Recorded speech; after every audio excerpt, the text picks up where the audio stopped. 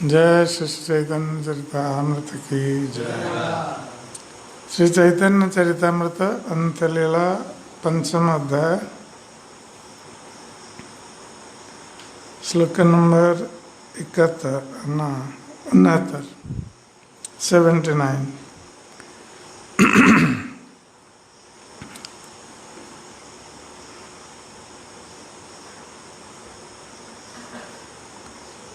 तो कल हम चर्चा कर रहे थे कि किस प्रकार चैतन्य महाप्रभु कह रहे थे कि जो महानुभाव हैं अर्थात महान भक्त हैं, उनका स्वभाव है कि वो अपनी प्रशंसा स्वयं नहीं करते हैं, अपने गुणों की प्रशंसा स्वयं नहीं करते हैं। रामानंद राय कहिलु गुणालेश प्रद्युम्न मिश्र रे जैसे कैला उपदेश। तो कृष्णदास कविराज गोस्वामी कहते हैं कि मैंने इस प्रकार रामानंद राय के दिव्य गुणों के अल्प अंश वर्णन किया है। इसका अर्थ है कि रामानंद राय के दिव्य गुण और अनेक हैं, तो दिव्य गुणों के अंश मात्र वर्णन किया है जो प्रद्युम्न मिश्र को उपदेश देते समय प्रकट हुए। गृहस्थ नहे राय षड्वर्गेर बसे विषय सन्यासी रे उपदेशे। तो यद्यपि रामानंद राय गृहस्थ थे, फिर भी वह 6 वर्गों के वशीभूत नहीं थे। तो ये 6 वर्ग क्या हैं? काम, क्रोध, लोभ, मोह, मद और आश्चर्य। तो साधारण रूप से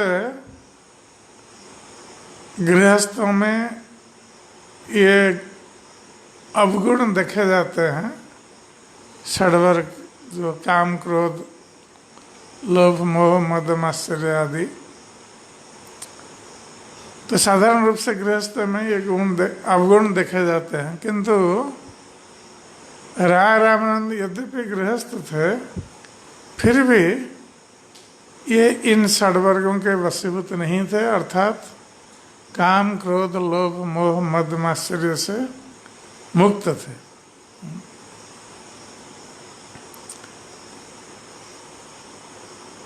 विषय है यहाँ सन्यासी रे उपदेश। और यद्यपि रामानंद राय ऐसा लगते थे कि जैसे विषयी व्यक्ति जो विषय के प्रति आसक्त है, धन संपत्ति के प्रति आसक्त है, तो विषयी व्यक्ति उसको कहा जाता है कि जो धन संपत्ति इंद्रिय भोग के प्रति आसक्त है। तो यद्यपि रामानंद राय ऐसा लगते थे विषयी व्यक्ति के समान, किंतु वस्तुतः वो विषयी नहीं थे, क्योंकि वो 6 वर्गों के अधीन नहीं थे, जिसके कारण वो सन्यासियों को भी उपदेश देते थे। और चैतन्य महाप्रभु जैसे सन्यासी तो विद्यानगर में उन्होंने उनको उपदेश दिया था। तो श्रील प्रभुपाद जी तात्पर्य में कहते हैं, बाहर से श्री रामानंद राय गृहस्थ और माया के बस में प्रतीत होते थे। वे आत्मसंयमी ब्रह्मचारी, वानप्रस्थ या सन्यासी न थे। गृहस्थ जन जो कि माया के वश में रहते हैं, इंद्रिय भोग के लिए ही गृहस्थ जीवन स्वीकार करते हैं,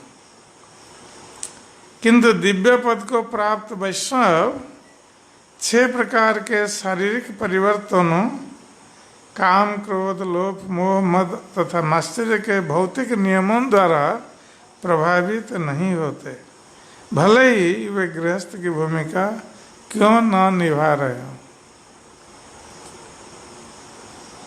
इस प्रकार यद्यपि श्री रामानंद राय गृहस्थ की भूमिका निभा रहे थे और धन संपत्ति से आसक्त सामान्य व्यक्ति माने जाते थे, किंतु वे सदैव दिव्य कृष्ण लीला में निमग्न रहते थे। इसलिए उनका मन आध्यात्मिक पद को प्राप्त था और वे कृष्ण के विषय में ही रुचि लेते थे। रामानंद राय उन मायावादी निर्विशेषवादियों या भौतिकवादी तार्किकों में से नहीं थे जो कृष्ण की दिव्य लीलाओं के सिद्धांतों के विरोधी हैं। वे पहले से सन्यासी और आध्यात्मिकता में स्थित थे, अतएव वे अपनी आध्यात्मिक शक्ति से बालू को सोने में बदलने में समर्थ थे। दूसरे शब्दों में वे किसी व्यक्ति को भौतिक पद से आध्यात्मिक पद तक ऊपर उठा सकते थे।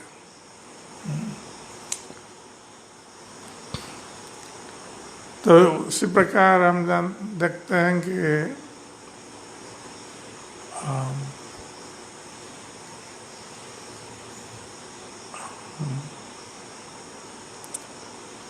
उनका नाम था क्या, जो गदाधर पंडित के गुरु पुंडरीक विद्यानिधि। तो पुंडरीक विद्यानिधि के पास जब गए थे गदाधर पंडित मुकुंदत्त के साथ, तो पुंडरीक विद्यानिधि भी ऐसे लगते थे कोई विषयी व्यक्ति के समान। तो इसलिए गदाधर पंडित के मन में ये संदेह उत्पन्न हो गया कि ये तो विषयी व्यक्ति के समान लग रहे हैं और मुकुंदत्त उनको लाए इनका दर्शन करने के लिए। और मुकुंदत्त जब समझ गए कि गदाधर पंडित क्या सोच रहे हैं मन में, तो उन्होंने श्रीमद् भागवत का एक श्लोक पढ़ा जिसमें कृष्ण का रूप वर्णन है, बराह पीड़ा नटवर श्लोक। और उसको सुनते ही पुंडरीक विद्यानिधि वो खाट पर बैठे थे और नीचे गिर पड़े प्रेम विह्वल होकर और भूमि में लौटने लगे और नेत्रों से अश्रु की धाराएं बह रही थी और शरीर में रोमांच उत्पन्न हो रहा था, प्रेम के विकार परिलक्षित हो रहे थे।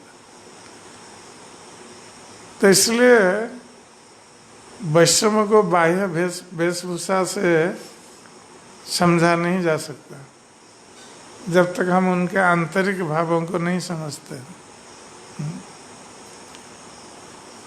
तो यहाँ पर रामानंद राय भी जो दक्षिण भारत के गवर्नर थे, तो स्वाभाविक रूप से विषयी व्यक्ति के समान दिखते थे, किंतु वस्तुतः वो कृष्ण प्रेम में अत्यंत उन्नत थे, दिव्य पद पर स्थित थे, अर्थात उनकी चेतना पूर्ण रूप से आध्यात्मिक थी। ये सब गुण तार प्रकाश करिते, मिश्र रे पठाइला तहाँ श्रवण करिते। तो चैतन्य महाप्रभु किस प्रकार एक कार्य से कई उद्देश्य साधित करते हैं कि प्रद्युम्न मिश्र भगवान कृष्ण की कथा श्रवण करना चाहते थे, तो चैतन्य महाप्रभु भी भगवान की कथा कह सकते थे, किंतु उन्होंने नहीं कहा। उन्होंने कहा कि मैं कृष्ण कथा नहीं जानता हूँ और मैं तो रामानंद राय से सुनता हूँ कृष्ण की कथा, तो तुम रामानंद राय के पास जाओ, जो गृहस्थ थे और विषय के समान प्रतीत होते थे। चैतन्य महाप्रभु उनके पास भेज रहे थे, इसलिए भेज रहे थे कि रामानंद राय के गुणों को प्रकट करने के लिए।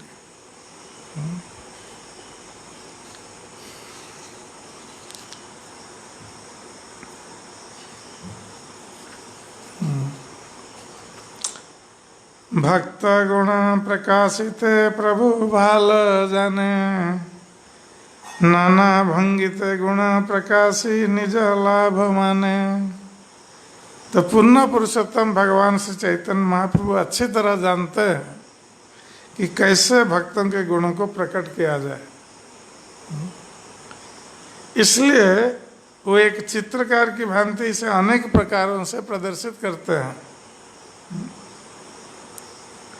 और इसे निजी लाभ मानते हैं।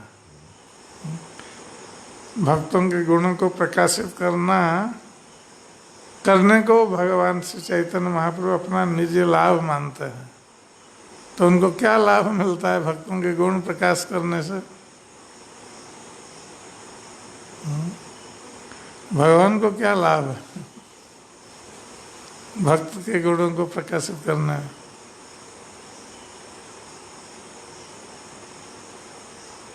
पुरुषोत्तम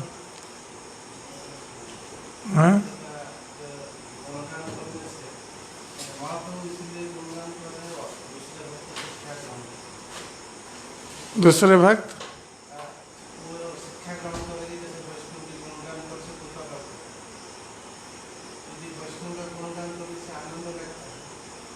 भगवान को क्या लाभ है? प्रश्न ये है।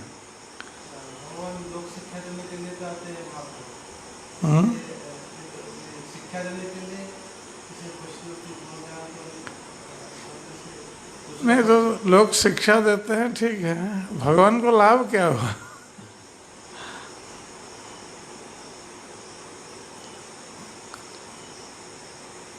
सर्वज्ञ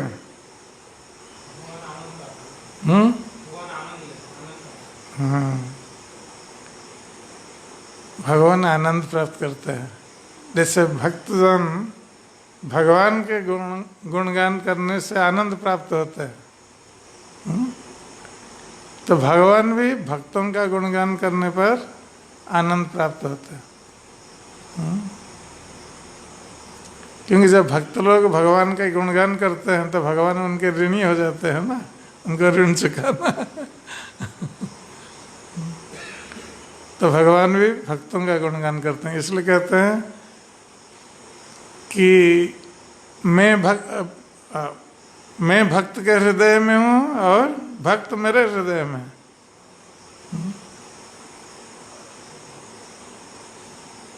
क्योंकि भक्त सदा सर्वदा भगवान का स्मरण करते हैं, उनका गुणगान करते हैं, हृदय में धारण करते हैं। इसलिए भगवान भी भक्तों को अपने हृदय में धारण करते हैं और भक्तों का गुणगान करके आनंद प्राप्त होते हैं। इसलिए कई बार देखा गया है कि चैतन्य महाप्रभु जब कभी भक्तों का गुणगान करते हैं तो सतमुख हो उठते हैं। जैसे एक मुख में नहीं बोल रहे हैं, 100 मुखों में भक्तों का गुणगान कर रहे हैं। इतना आनंद प्राप्त करते हैं। तो यही उनका लाभ है।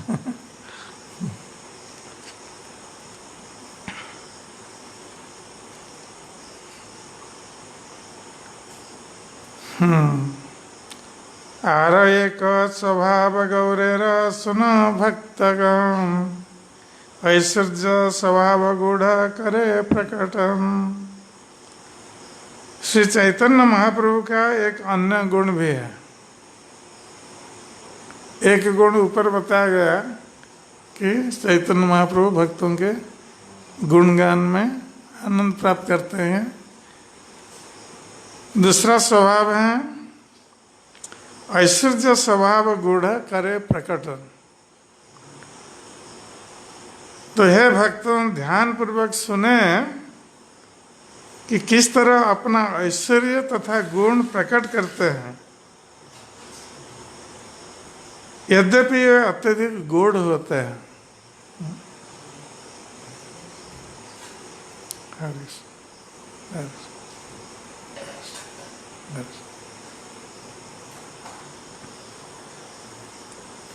सन्यासी पंडित गणेर करिते गर्भनाश,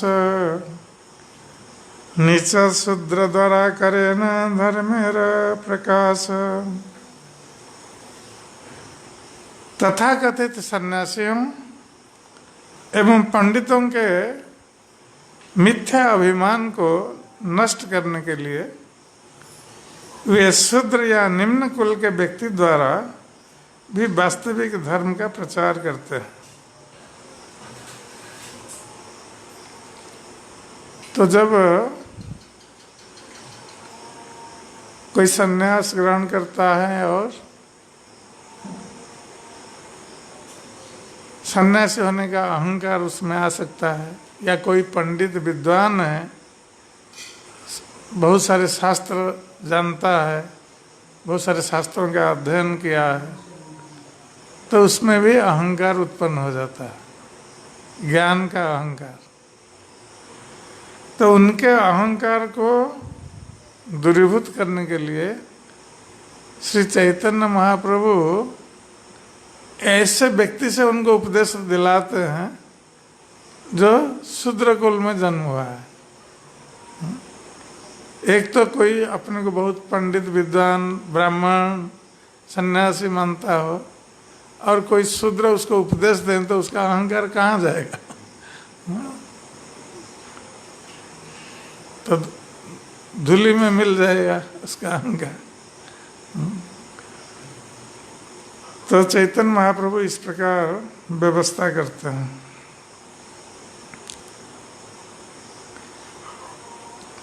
इसलिए प्रभुपाद जी लिखते हैं तात्पर्य में कि जब कोई व्यक्ति वेदांत सूत्र में बड़ा विद्वान होता है तो वह पंडित कहलाता है। तो वेदांत सूत्र का कोई अध्ययन करता है तो बहुत पंडित माना जाता है। सामान्यतः यह योग्यता ब्राह्मणों तथा सन्यासियों में पाई जाती है। तो साधारणतः ब्राह्मण लोग वेदांत सूत्र का अध्ययन करते हैं या सन्यासीगण करते हैं, जैसे मायावादी सन्यासीगण। सन्यास तो ब्राह्मण के लिए जो कि 4 वर्णों में सर्वोच्च होता है, सर्वोपरि पद है। जन्मत यह है कि ब्राह्मण कुल में उत्पन्न संस्कारों द्वारा शुद्ध किया गया तथा गुरु से उचित रीति से दीक्षा प्राप्त व्यक्ति वैदिक साहित्य का पंडित होता है।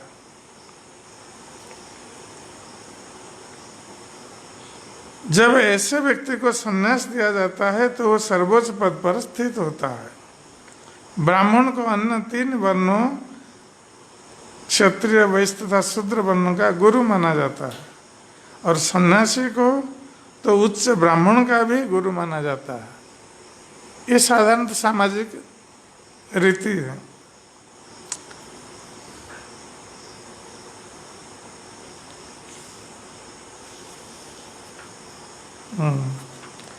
श्री चैतन्य महाप्रभु का दर्शन है कि यही कृष्ण तत्ववेता सही गुरु है।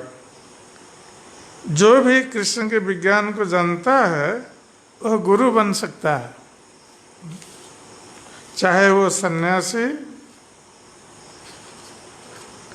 हो या न हो, ब्राह्मण हो या न हो।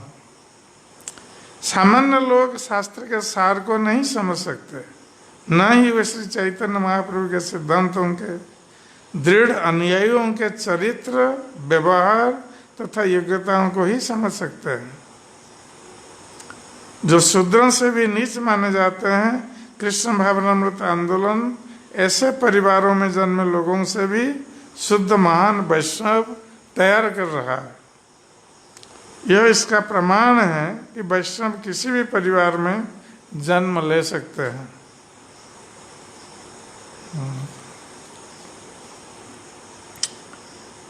भक्ति प्रेम तत्व कहे राय करी वक्ता, आपनी प्रद्युम्न मिश्र सहाय श्रोता। श्री चैतन्य महाप्रभु ने निम्न कुल जन्मा गृहस्थ रामानंद राय को वक्ता बनाकर भक्ति प्रेम तथा परम सत्य के विषय में प्रचार किया। फिर स्वयं उच्च ब्राह्मण सन्यासी श्री चैतन्य महाप्रभु तथा शुद्ध ब्राह्मण प्रद्युम्न मिश्र दोनों रामानंद राय के श्रोता बने।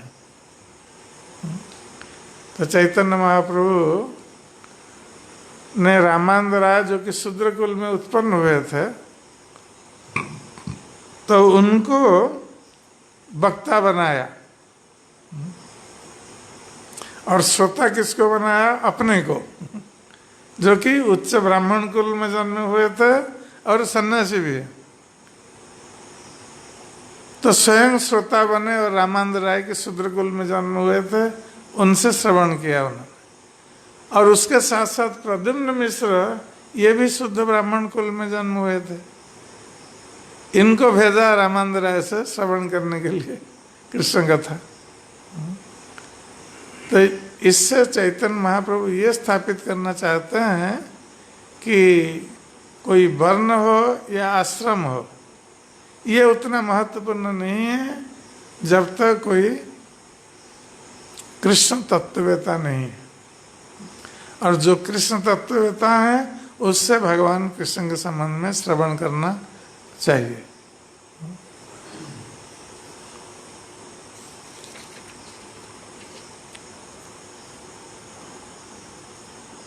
हरिदास द्वारा नाम महात्म्य प्रकाश, सनातन द्वारा भक्ति सिद्धांत विलास।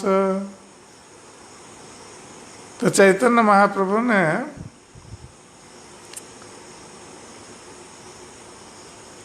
हरिदास ठाकुर के द्वारा नाम के महात्म्य का प्रकाश किया और सनातन गोस्वामी के द्वारा भक्ति के सिद्धांत को प्रकाशित किया। तो सनातन गोस्वामी सिद्धांत आचार्य, भक्ति सिद्धांत के आचार्य। श्री रूप द्वारा ब्रजेर प्रेम रस लीला, के बुझिते पारे गंभीर चैतन्य खेला। और रूप गोस्वामी के द्वारा उन्होंने प्रेम रस, ब्रज के प्रेम रस को प्रकाशित किया। इसलिए रूप गोस्वामी रस के आचार्य, रसाचार्य।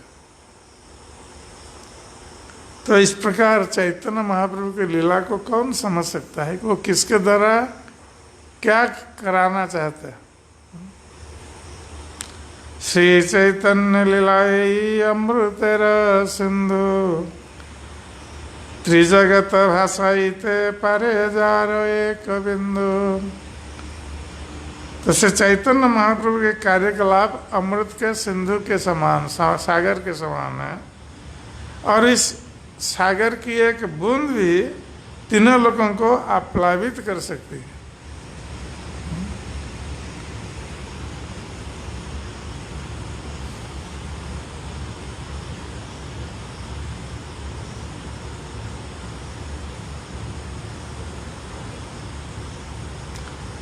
तो इसलिए प्रभुपाद तात्पर्य में लिखते हैं कि तीनों लोगों को अमृत से आप्लावित करना ही चैतन्य महाप्रभु की लीलाओं का उद्देश्य है। इसे श्री रघुनाथ दास गोस्वामी तथा उसके बाद ठाकुर नरोत्तम दास तथा श्यामानंद गोस्वामी ने दिखाया कि वह किस तरह संभव हो सकता है, क्योंकि इन सब ने श्री चैतन्य महाप्रभु की कृपा का प्रतिनिधित्व किया। अब वही कृपा कृष्ण भावनामृत आंदोलन के माध्यम से सारे जगत को आप्लावित कर रही है। वर्तमान कृष्ण भावनामृत आंदोलन श्री चैतन्य महाप्रभु द्वारा अपने काल में स्वयं संपन्न की हुई लीलाओं से अभिन्न है, क्योंकि इन्हीं सिद्धांतों का पालन हो रहा है और ये कार्य अनवरत रूप से संपन्न किए जा रहे हैं।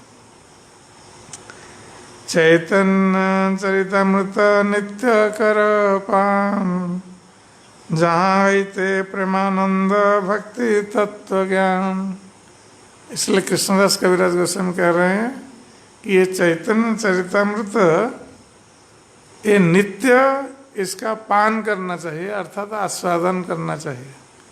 नित्य इसका पाठ करना चाहिए, नित्य इसका श्रवण करना चाहिए।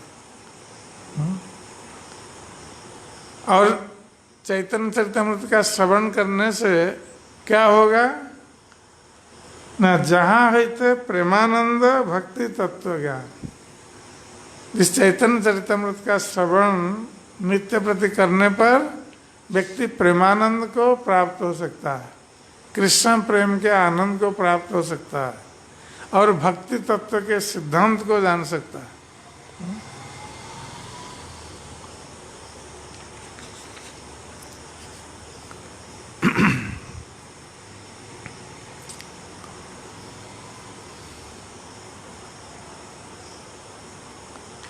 एमत महाप्रभु भक्त गणालया नीलाचले विहरये भक्ति प्रचार्या।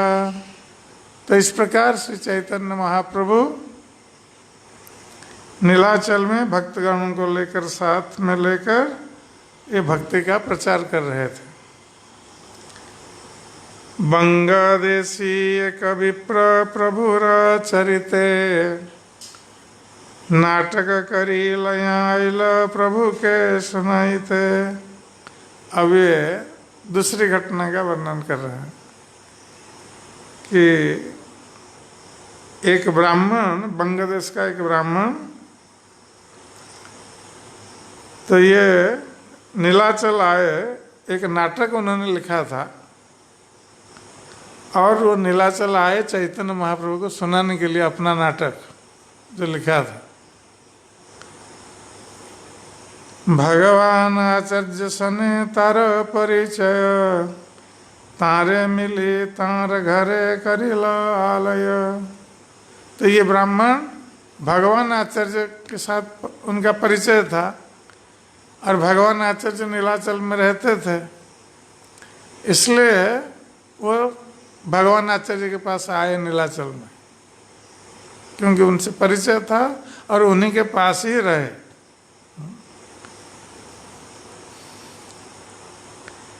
प्रथमे नाटक ते हों तारे सुनाइल तार संगे अनेक वैष्णव नाटक सुनिल। तो जब ये बंगदेश के ब्राह्मण आए तो उन्होंने पहले भगवान आचार्य को सुनाया अपना नाटक जो लिखा था। उनके घर पर रह रहे थे, भगवान आचार्य के घर पर, और उनको पहले नाटक सुनाया और उसके साथ साथ कई वैष्णवों को सुनाया अपना नाटक जो लिखा था। सबई प्रशंस नाटक परम उत्तम महाप्रभु रे सुनाईते सवार हैलम।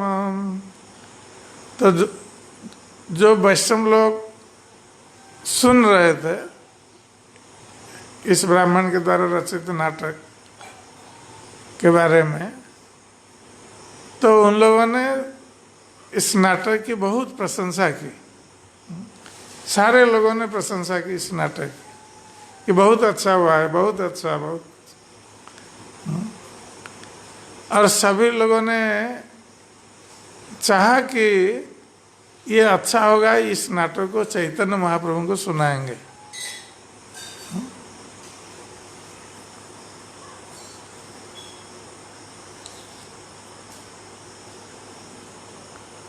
और ये नाटक किसके संबंध में लिखा गया था? चैतन्य महाप्रभु के संबंध में।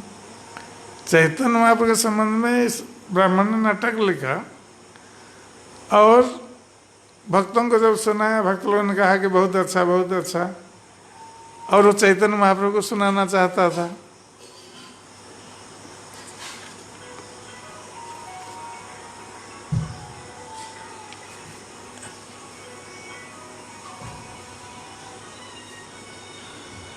गीत श्लोक ग्रंथ कवित्व जय करी आने प्रथमे सुनाए सही स्वरूपेर स्थाने। तो जो भी व्यक्ति कोई गीत लिखकर लाता था चैतन्य महाप्रभु को सुनाने के लिए, कोई नाटक लिखता था, कोई श्लोक लिखता था और कोई ग्रंथ लिखता था, तो जो भी कोई लिख करके लाता था चैतन्य महाप्रभु को सुनाने के लिए, तो नीलाचल में ये प्रथा थी चैतन्य महाप्रभु के पास कि जो कोई भी लिख कर लाएगा वो पहले स्वरूप दामोदर गोस्वामी को सुनाएगा, और स्वरूप दामोदर गोस्वामी यदि उसको पास करेंगे कि ये ठीक है नाटक या कविता या जो भी गीत हो, तो स्वरूप दामोदर गोस्वामी यदि कहेंगे कि ये ठीक है, तब जाकर वो जाएगा चैतन्य महाप्रभु के पास। नहीं तो ऐसा कोई सीधा लाकर कोई लिख करके हमने लिखा है आप सुनिए, तो चैतन्य महाप्रभु के पास ऐसा कोई नहीं जाता है, या चैतन्य महाप्रभु नहीं सुनते हैं। स्वरूप ठाई उत्तरे यदि लया तार मन, तबे महाप्रभु ठाई कराय श्रवण।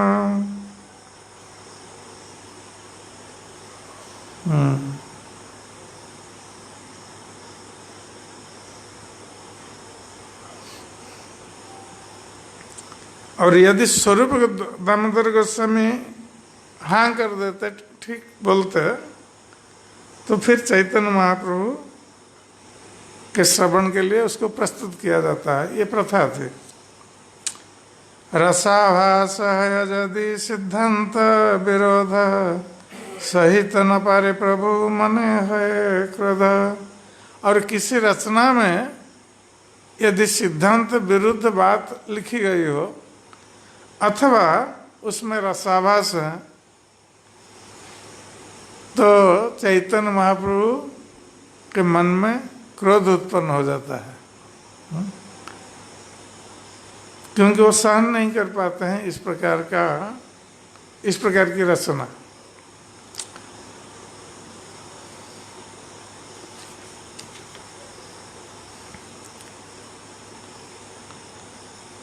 अतएव प्रभु किछु आगे नहीं सुने, ई मर्यादा प्रभु करिया छे नियमे। तो इसलिए चैतन्य महाप्रभु पहले किसी की रचना के बारे में पहले श्रवण नहीं करते हैं। पहले ये स्वरूप दामोदर गोस्वामी के पास जाएगा, स्वरूप दामोदर गोस्वामी से पास होकर आएगा, तब जाकर चैतन्य महाप्रभु श्रवण करेंगे। ये नियम बनाया था चैतन्य महाप्रभु।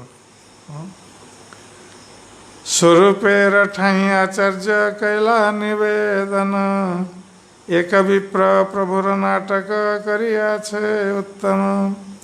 तो भगवान आचार्य गए स्वरूप दामोदर गोस्वामी के पास, क्योंकि उनको पता था कि चैतन्य महाप्रभु को सुनाने से पहले स्वरूप दामोदर गोस्वामी को सुनाना पड़ेगा, और उनसे ये नाटक उत्तीर्ण होगा तब जाकर जाएगा चैतन्य महाप्रभु के पास।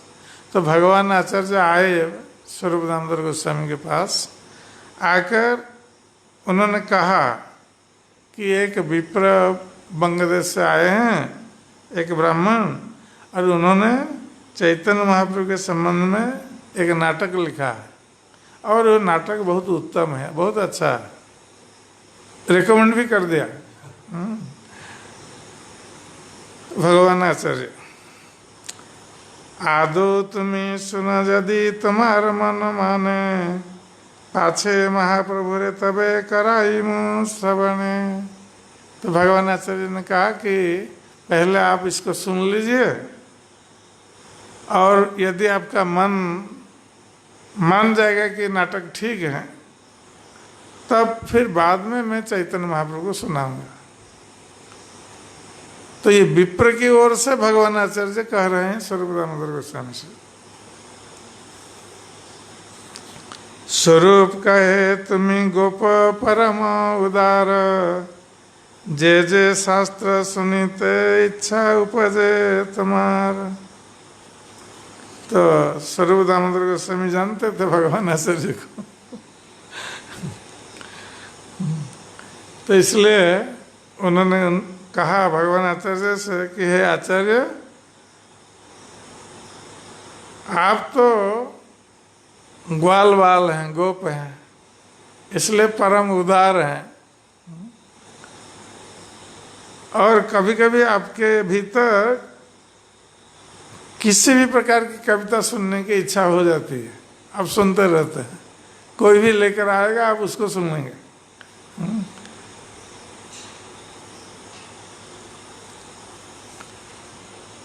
यदा तद्वा कबीर वाक्य है रसाभास, सिद्धांत विरुद्ध सुनिते न ये उल्लास। तो तथाकथित कवियों की रचनाओं में, क्योंकि ऐसे बहुत सारे लोग हैं जो मन में आया कविता लिख देते हैं, किंतु उस पर विचार नहीं करते हैं कि वो कविता का सिद्धांत जो है ठीक है या नहीं। यदि वो ठीक नहीं होगा फिर रसाभास होगा। तो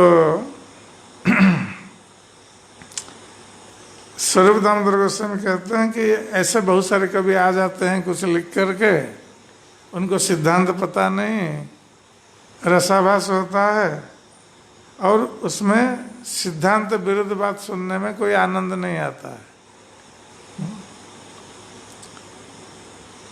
रस रसाभास जार नहीं का विचार, भक्ति सिद्धांत सिंधु नहीं पाय पार। जिस कवि को दिव्य रसों का तथा उनके अतिक्रमण का ज्ञान नहीं है, वो भक्ति के सिद्धांत रूपी सागर को पार नहीं कर सकता। अर्थात भक्ति के संबंध में कोई कविता नहीं लिख सकता जिसको ये ज्ञान नहीं है कि दिव्य रस क्या है और रसाभास क्या है। उसको ये ज्ञान नहीं है तब वो लिख नहीं सकता। व्याकरण नहीं जाने ना जाने अलंकार, नाटक अलंकार ज्ञान नहीं का जहार। कृष्ण लीला वर्णित ना जाने से चार, विषय से दुर्गम यही चैतन्य विहार। तो स्वरूप दामोदर गोस्वामी ने कहा कि ऐसे तो बहुत सारे कवि नाट्यकार सब आ जाते हैं जिनको न तो व्याकरण का ज्ञान है और न अलंकार का ज्ञान है, और कृष्ण लीला वर्णन करने के लिए वो लोग नहीं जानते हैं कृष्ण की लीला का वर्णन कैसे किया जाए। और फिर ये तो चैतन्य लीला जो अत्यंत गूढ़ है, रहस्यपूर्ण लीला है, इसका वर्णन कैसे कोई कर सकता है।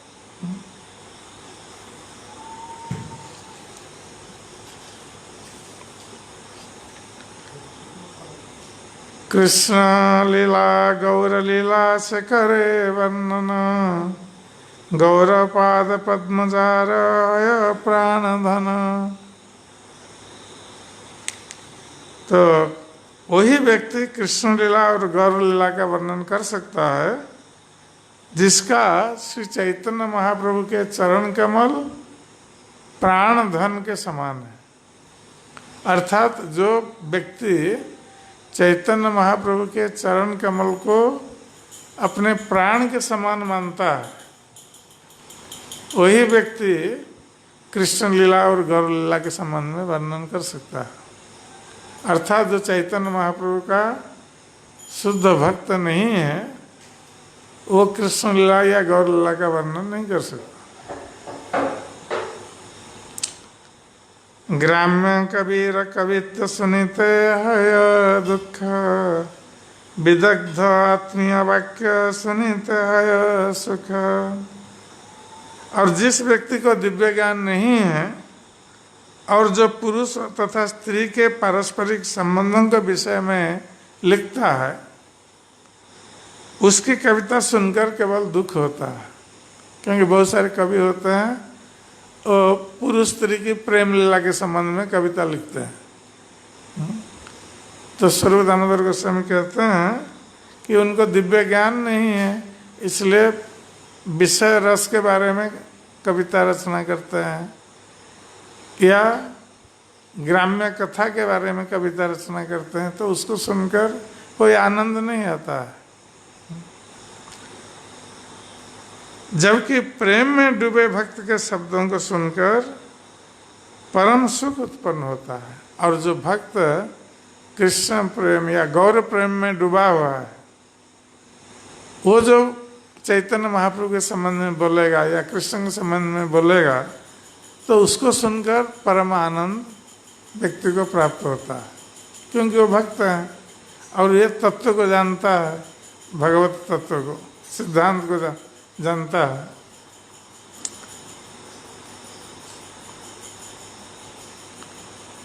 रूप जाइ छे दुई नाटक करिया छे आरंभे, सुनीते आनंद बाड़े जार मुख बंदे। तो स्वरूप दामोदर गोस्वामी ने कहा कि रूप गोस्वामी ने जो नाटक आरंभ किया है, तो उसके मुखबंद में उन्होंने जिस प्रकार लिखा है उसको सुनकर आनंद बुद्धि प्राप्त होता है। वो उन्होंने इस प्रकार लिखा है जिससे आनंद आता है। भगवान आचार्य कहे सुनो एक बार, तुम्हें सुनिले भाल मंद जानी में विचार। तो भगवान आचार्य ने स्वरूप दामोदर गोस्वामी से कहा कि ठीक है, आप एक बार सुन लीजिए, इस ब्राह्मण आया है, इसका नाटक के बारे में सुन लीजिए। तो सुन लेने पर उसमें क्या अच्छा है क्या बुरा है उसका विचार आप कर सकेंगे।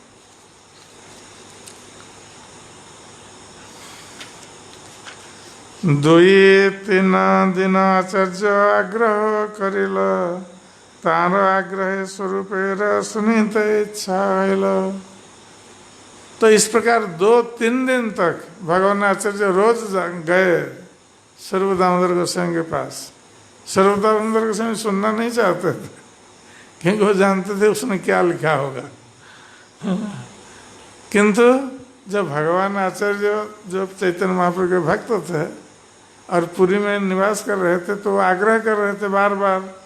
3 दिन तक आए, उनसे अनुरोध करने लगे कि आप थोड़ा सुन लीजिए, सुन लीजिए, अच्छा नहीं होगा तो ठीक है, चैतन्य महाप्रभु को नहीं बताएगा। तो बाद में जब भगवान आचार्य ने बार बार अनुरोध किया, तो स्वरूप दामोदर गोस्वामी ने कहा कि ठीक है, तब हम सुनते हैं।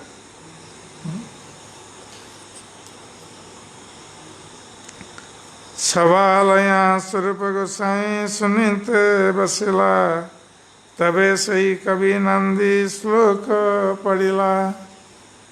तो जब स्वरूप दामोदर गोस्वामी राजी हो गए सुनने के लिए, तो बुलाया कवि को, जो आया था ब्राह्मण।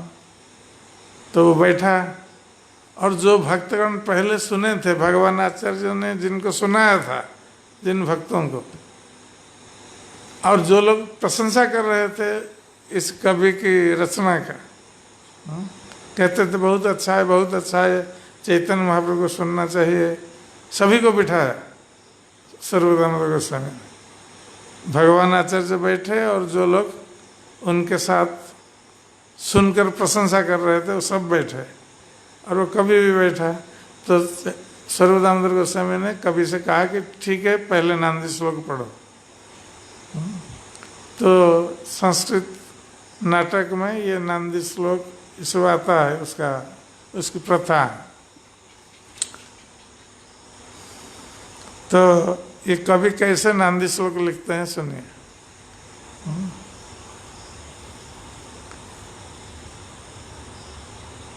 विकाच कमल नेत्रे श्री जगन्नाथ संगे, कनक रुचिर रुचिरिहात्मन्यात्मतांग प्रपन्न, प्रकृति जड़मशेषं चेतयन्नाभिरासीत्, सदिशतु तव भव्यं कृष्ण चैतन्य देव। तो पूर्ण पुरुषोत्तम भगवान ने सुनहरा वर्ण धारण कर लिया है। ये चैतन्य महाप्रभु के संबंध में ऐसा लिखा है कवि ने कि पूर्ण पुरुषोत्तम भगवान ने सुनहरा वर्ण धारण कर लिया है और जगन्नाथ नामक शरीर के आत्मा बन गए। कैसा लिखता है देखिए, कहते हैं कि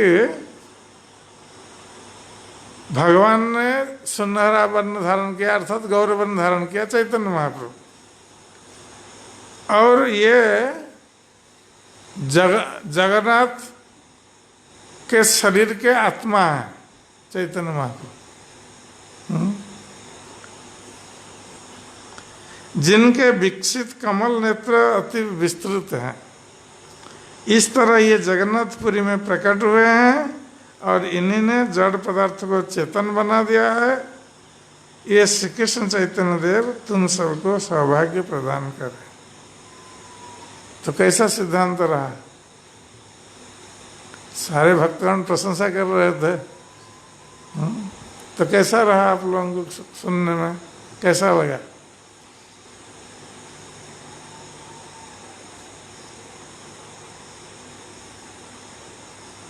पुरुषोत्तम है, मन का और कहीं है उसका।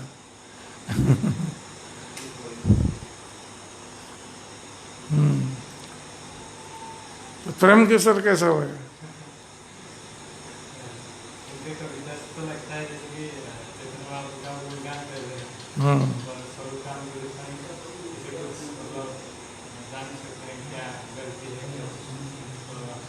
तो आपको पता चलता है या नहीं कुछ गलती इसमें है या ना? ठीक है। मुझे लगता है कि तो बोल रहे हैं कि जगन्नाथ जी का जो आत्मा है तो वो तो जगन्नाथ है, तो वही हो सकता है। तो सिद्धांत में गलती हो गई ना। ये कह रहे हैं कि जगन्नाथ शरीर है और चैतन्य महाप्रभु जगन्नाथ जी के शरीर के आत्मा है। तो ठीक लग रहा है। और दूसरे भक्त लोग प्रशंसा कर रहे थे कि बहुत अच्छा, बहुत अच्छा। श्लोक सुने सर्वलोक तहारे व्याख्याने, स्वरूप कहे श्लोक कर व्याख्याने। जब उपस्थित लोगों ने श्लोक सुना तो सबने कवि की प्रशंसा की, बहुत अच्छा लिखा है। किंतु स्वरूप दामोदर गोस्वामी ने उससे अनुरोध किया कि कृपया इस श्लोक की व्याख्या करें। बताओ क्या लिखा है।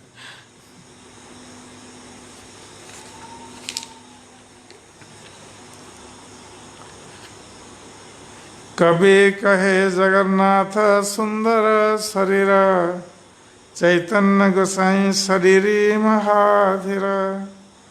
तब कवि ने कहा कि जगन्नाथ जी अत्यंत सुंदर शरीर हैं और श्री चैतन्य महाप्रभु जो कि अत्यंत धीर हैं उस शरीर के स्वामी हैं।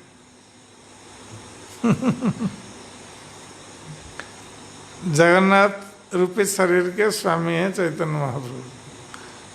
तो अटपटा लग रहा है। तो जैसे हमारा शरीर है, भौतिक शरीर है, और इस भौतिक शरीर में आत्मा विराजमान है जो आध्यात्मिक है। तो जब कवि कह रहा है कि जगन्नाथ शरीर है और इसका अर्थ है कि जगन्नाथ भौतिक है और उनके शरीर में श्री चैतन्य महाप्रभु आत्मा है जो दिव्य है। जगन्नाथ दिव्य नहीं है, ये कह रहा है कवि।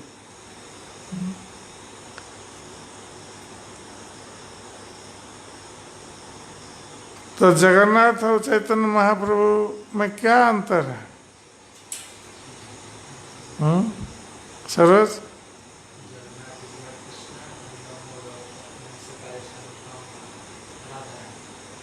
जगन्नाथ और चैतन्य महाप्रभु में क्या अंतर है?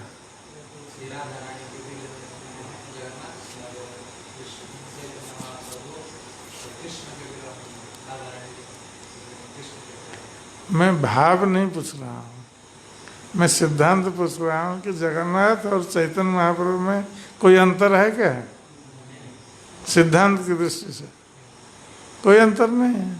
जय कृष्ण सही गौरा सही जगन्नाथ हम लोग आते हैं ना रोज।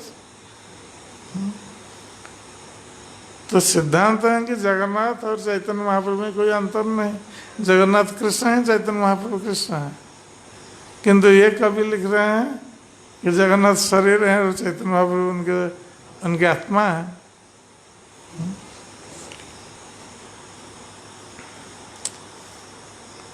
सहजे जड़ जगतेर चेतन कराइते, नीलाचले महाप्रभु हैलाविर्भूते। श्री चैतन्य महाप्रभु यहाँ नीलाचल में संपूर्ण जड़ भौतिक जगत को आध्यात्मिक बनाने के लिए प्रकट हुए हैं। एक कवि ऐसा लिखा है, सुनिया सवार हैलो आनंदित मन, दुख पाया स्वरूप कहे सकृद वचन। तो जो भक्त लोग सुन रहे थे सभी तो खुश हो गए, बहुत अच्छा लिखा है उसकी प्रशंसा करने लगे सब। क्योंकि ये भक्त लोग को सिद्धांत समझते नहीं थे, सिद्धांत क्या है उनको पता नहीं था, इसलिए अच्छा अच्छा बोल रहे थे। किंतु स्वरूप दामोदर गोस्वामी तो सिद्धांत को जानते हैं, तो उनको बहुत दुख हुआ ऐसा सिद्धांत सुनकर, और उन्होंने क्रोध पूर्वक कहा उस कवि से, अरे मूर्ख अपनार कैली सर्वनाश, द्वैत ईश्वरे तोर नहीं का विश्वास। तो स्वरूप दामोदर गोस्वामी सिद्धांत को सुनकर वो क्रोधित हो गए कि वो ऐसा कह रहा है कि जगन्नाथ शरीर है, चैतन्य महाप्रभु आत्मा है शरीर के। तो स्वरूप दामोदर गोस्वामी उस कवि को बोल रहे हैं कि अरे तुम मूर्ख हो, पंडित बनकर यहाँ आए हो अपना नाटक सुनाने के लिए चैतन्य महाप्रभु को, किंतु तो वस्तुतः मूर्ख है। और ऐसा मूर्ख बनकर तुमने जो बात इसमें कही है, इससे तुम्हारा सर्वनाश हो जाएगा, क्योंकि तुम अपराध कर रहे हो। और इससे ये भी पता चलता है कि तुम्हें इन दोनों ईश्वरों में अर्थात जगन्नाथ और चैतन्य महाप्रभु में विश्वास नहीं है। तुम एक को दूसरे से भिन्न मानते हो।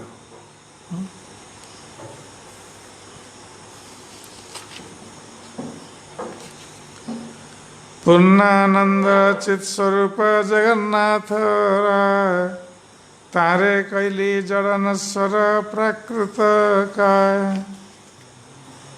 तो स्वरूप दामोदर गोस्वामी ने समझाया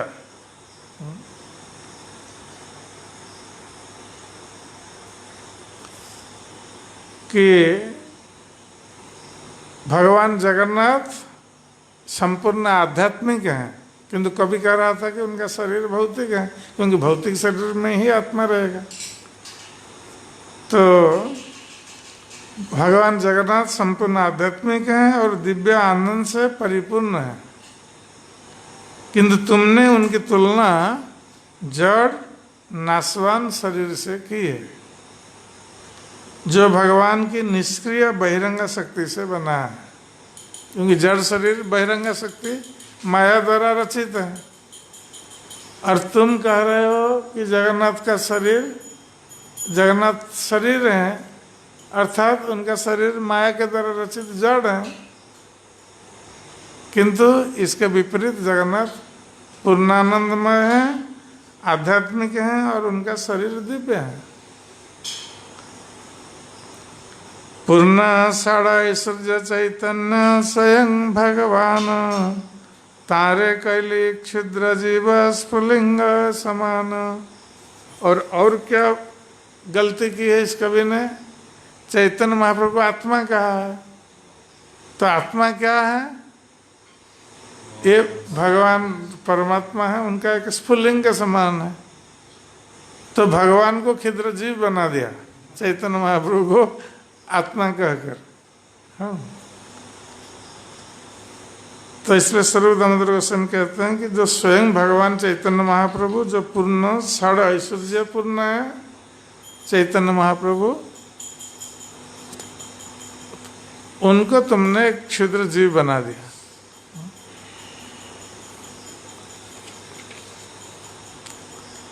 दुई ठाई अपराधे पाइवी दुर्गति,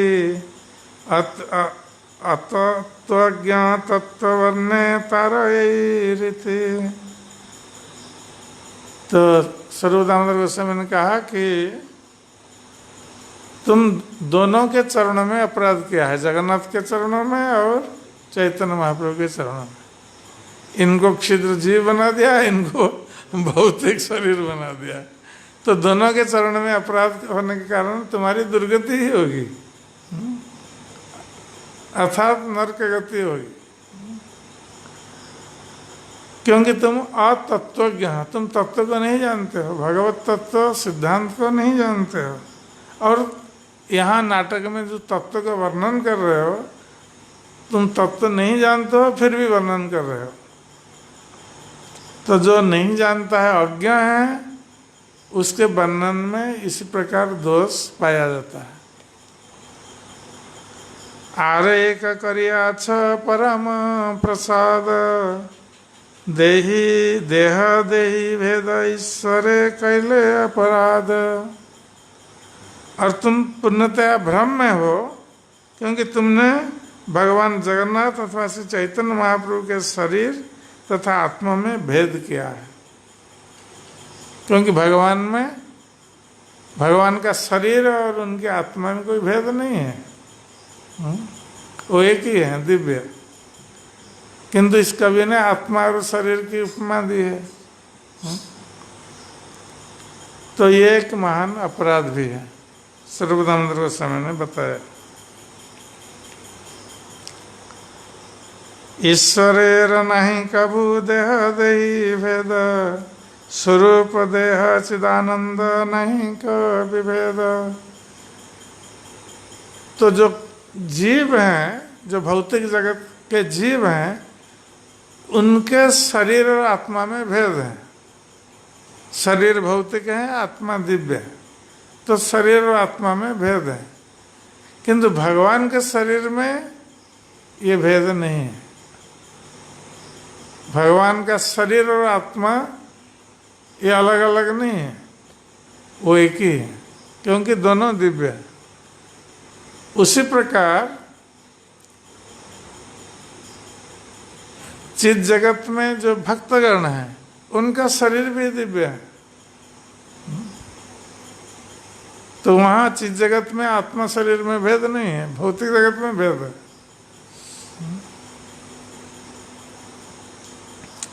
ईश्वरेर नहीं कबू देह देही भेद, स्वरूप देह चिदानंद नहीं का विभेद।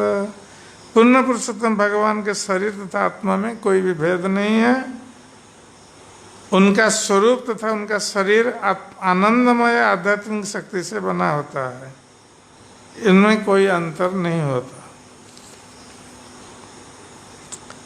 देह देही विभागोऽयं ईश्वरे विद्यते क्वचित्। पूर्ण पुरुषोत्तम भगवान के शरीर तथा आत्मा में कभी भी कोई अंतर नहीं होता।